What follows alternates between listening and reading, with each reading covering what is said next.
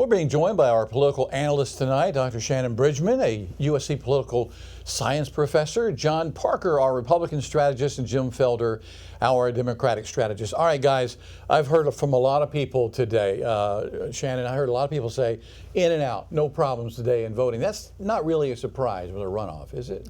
No, you have a smaller pool of voters who are going to turn out. And you also have, with early voting options, people have more time to plan and work around busy schedules.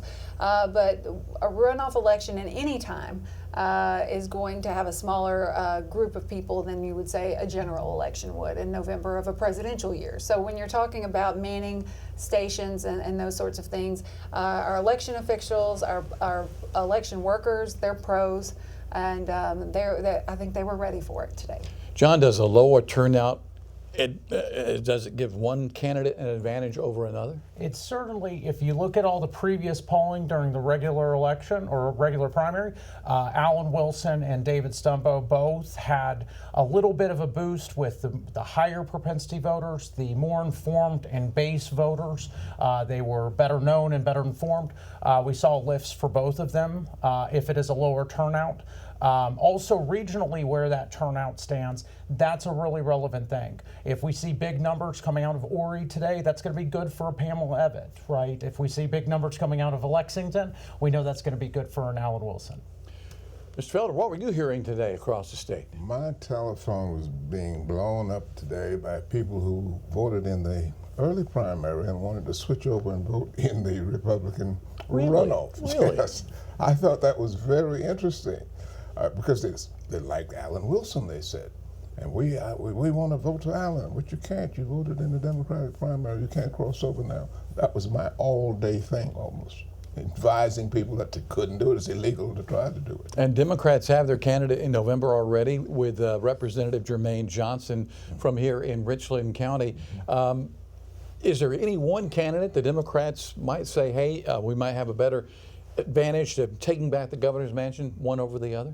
Well, they're giving Jermaine a good chance at it. First of all, he ran a good race. He surprised me and everybody I'm associated with. He ran a good campaign, had a good ground game, great volunteers, and he won 45 out of the 46 counties. You know. So you can't beat that. You got to give him credit. And Shannon, it's been close to 30 years since the state put a Democrat in the governor's mansion. Yes. Do you see that happening in 2026?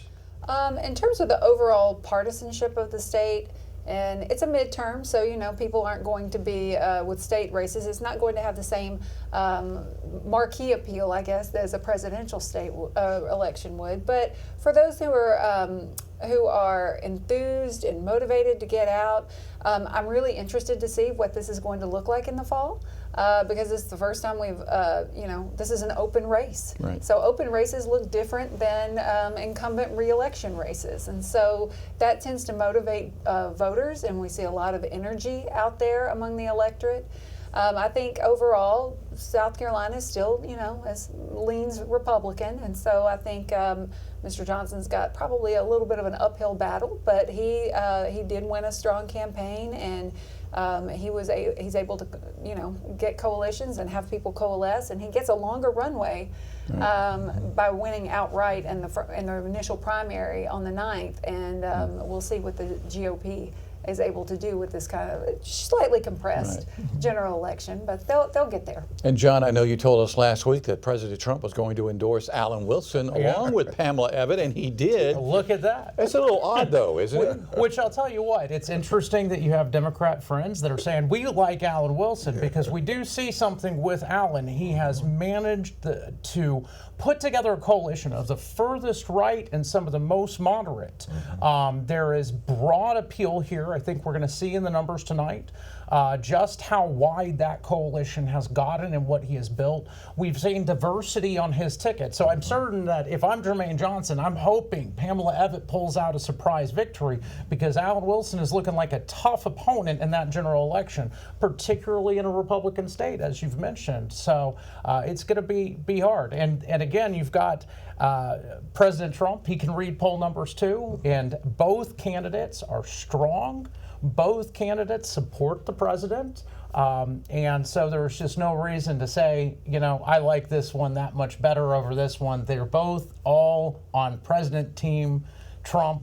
They both want to push a law and order agenda. And so you see a clear, unified Republican Party that's going to come out of the end of this election tonight, ready for November. The big interest now is who's going to be Jermaine's running mate. And my intelligence tells me that you might want to look into Lexington County. Goodness. You might want to look at Katrina Shealy. Really? Yes. Republican. Yes. Katrina Shealy. That would be That interesting. will mix it up very well. A good talking point. All right, we're going to be on the air throughout the night, 8 o'clock, 9 o'clock, 10 o'clock on WLTX Plus, our free streaming app, and WLTX.com with updates throughout the evening. Shannon, John, and Jim, thank you for your time right now. We'll be talking later tonight. A quick break. Back with the